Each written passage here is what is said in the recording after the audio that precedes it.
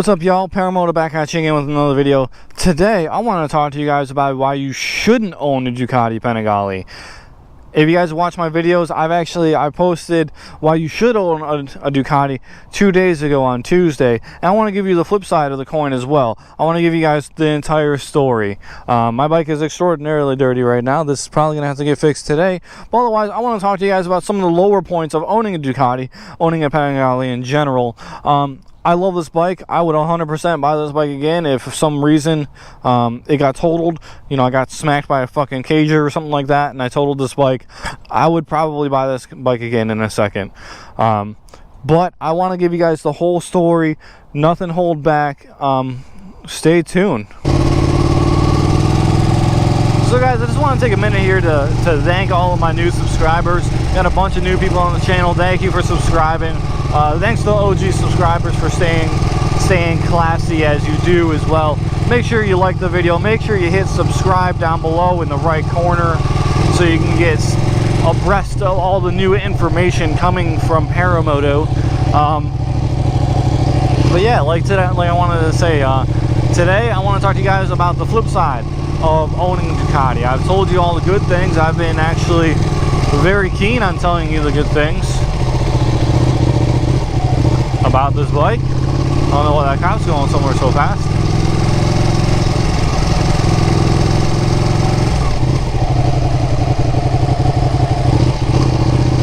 There's a lot of cops. But anyway, there's a lot of cops for like 2 people. So anyway, I'm kind of just rolling around. I want to tell you guys, you know, both sides of the story. You know, like I've told you guys before, I'm all about honesty on this channel. I'm all about, you know, telling you guys everything, being upfront and not holding anything back. Actually, I think I do know where I am. So I'm kind of just out here exploring like how I used to do on my 300 all the time, just explore new things constantly. What's underneath that? Looks like an old Camaro. But yeah, so there's only a few things that you'll probably find annoying about owning a Ducati. They're not really terrible, but it could be better.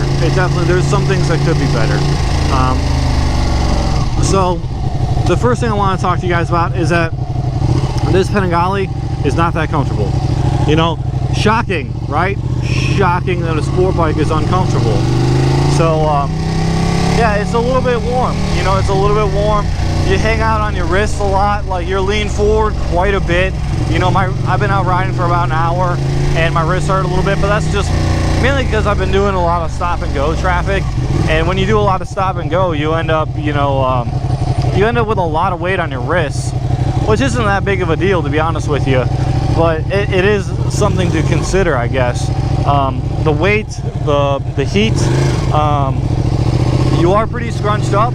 Like I felt like when I was gonna buy 1,000, I was gonna have more leg room. Like my legs would be straighter, but not so much. I am just as scrunched on this bike as I was on my 600.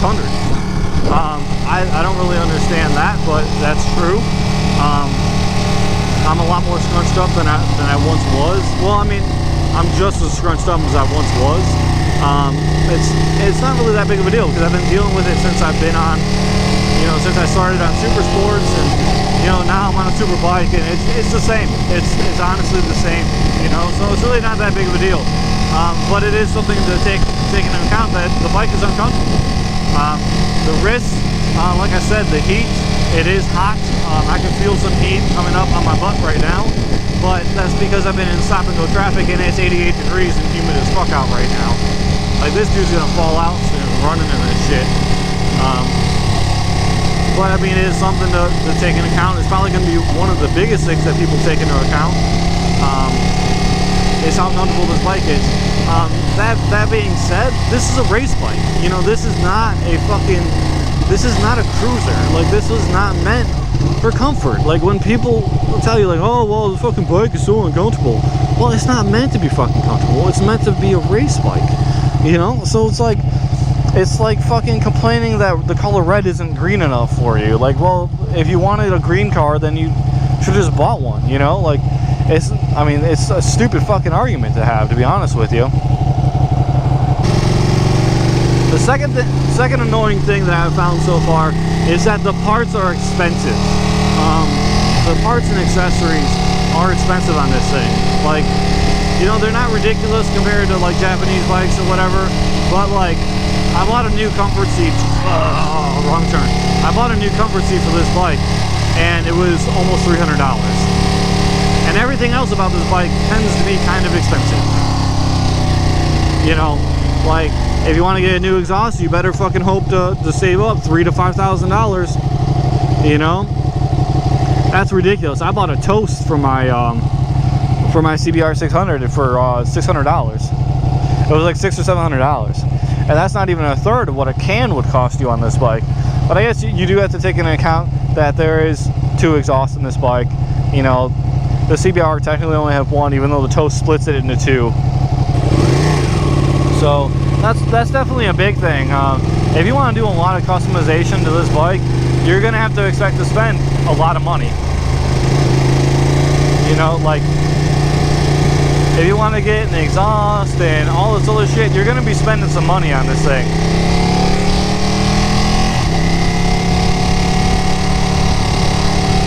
These guys do not know how to drive. I'm gonna just get away from them. There's some wind movement, man. I need to find some country roads. But yeah, you're gonna be spending some money on this fucking bike, dude. Like, if you wanted to do an exhaust and, you know, like the tail cleanup is a little bit on the expensive side, and like everything's just a little bit more expensive than you would expect on other bikes. You know, that's just kind of like the way it is.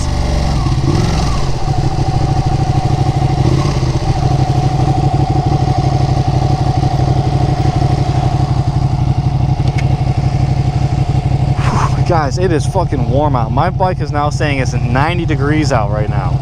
Fuck. And here's a testament to this bike. Okay, it's a warm bike. Right now it's 90 degrees air temp. This bike is running 216, and I haven't been able to get it over 30 miles an hour. So I mean, it's hot, but it's not that fucking hot.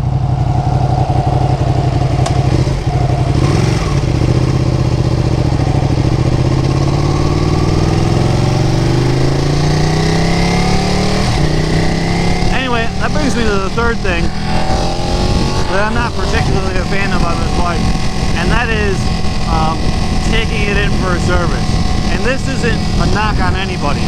This is just saying that I only want a licensed Ducati dealer to service this bike.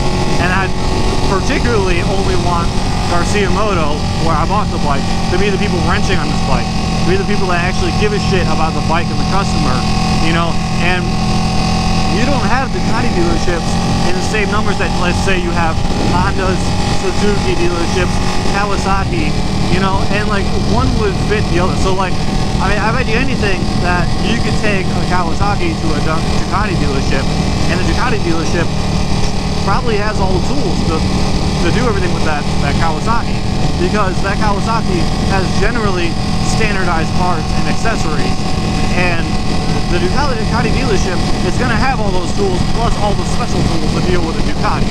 So that's kind of an annoying thing, to be honest with you, that, you know, you can take one to the other but not one to the next. So it's like, you know, I'm not, if I break down on the road, you know, hope to God I don't, but I mean, if I break down on the road, who's going to be the one working on this bike? It's probably not going to be a licensed Ducati dealer, which honestly kind of sucks.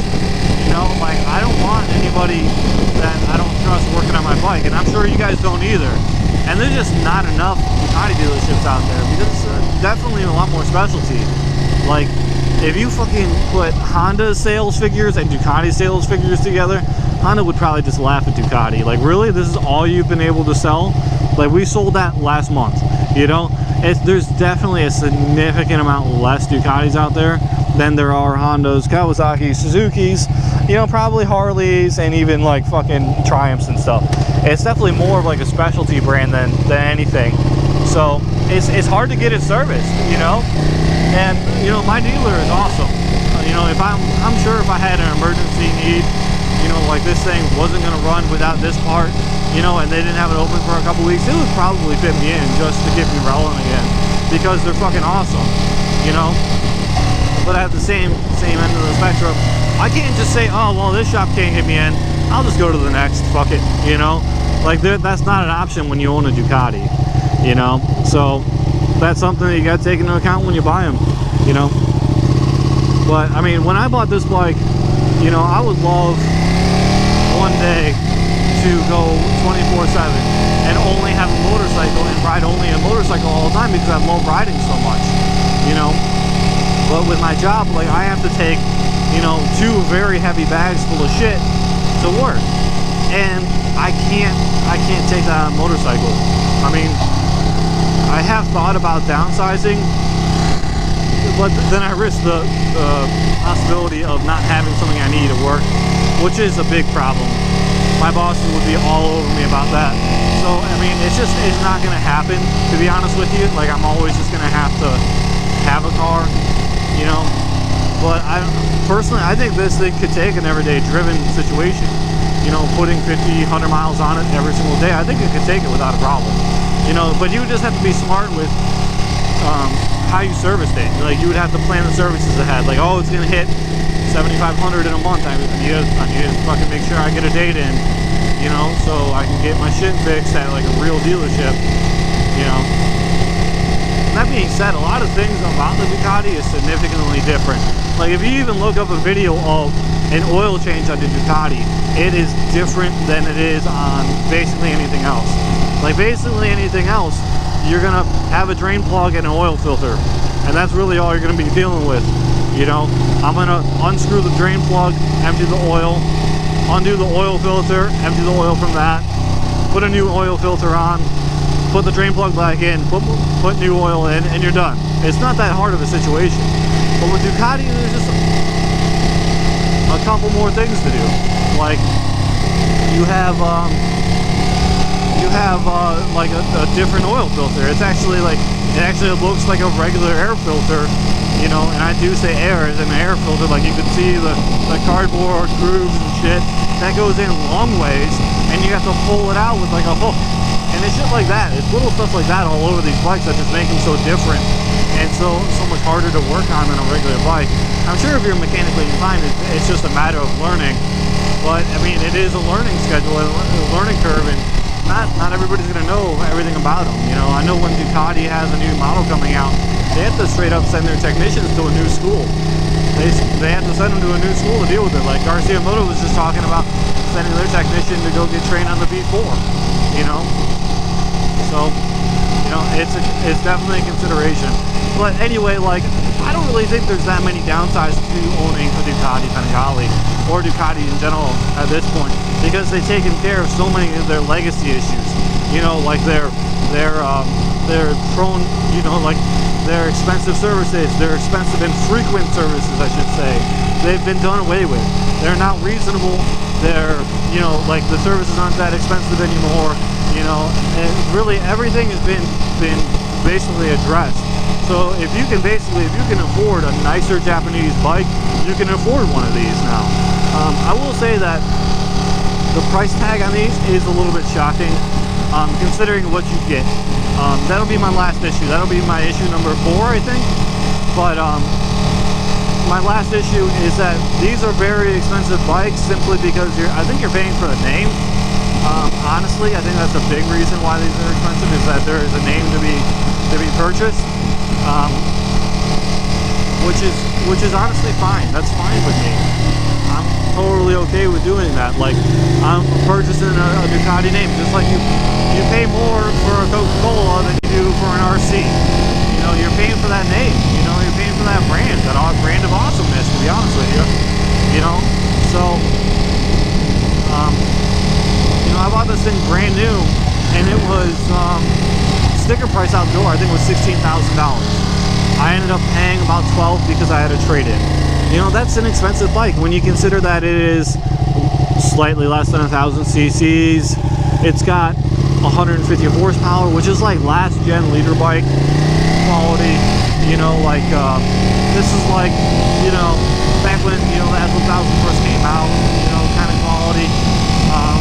but it's not the top of the line bike in Ducati's schedule anyway, so it's not really that big of a deal. And you don't get the full color display, and it's a lot of money. Like if you spent $16,000 on a Japanese bike, you would get a way faster bike, and you get more bells and Wilsons, but you wouldn't get the V-twin, you wouldn't get the passion. So I mean, I think a lot of it is the name, a lot of it is the passion, but I mean, you really have to want to get one of these bikes to get them, you know. I mean, this isn't one of those bikes that you just kind of settle for. Like, this is a bike that you have to, you know, seek it out. You have to seek this bike out to get it, you know. But anyway, that's my little bit of shade that I'll throw on the Ducati, and namely the Ducati Panigale. Overall, I still think this is a fucking amazing bike, and I would make this decision again. I really would. I would buy this bike again, 100%. But I mean, there are some issues, like with everything. There's always room for improvement. So anyway, guys, I don't know if this fucking SUV is about to pull out or what. They are. That was scary. But anyway, guys, I want to thank you guys for watching these videos. I want to thank my new subscribers as well as my old subscribers. Thank you for being part of my channel. Thank you for contributing to my channel. It's growing great. I'm having fun. There's way more videos on your way at all times, as long as there's no more unexplained broken fucking shit with my vlogging setup. But you know what? Hit that subscribe button. Please like the video. Throw me a comment.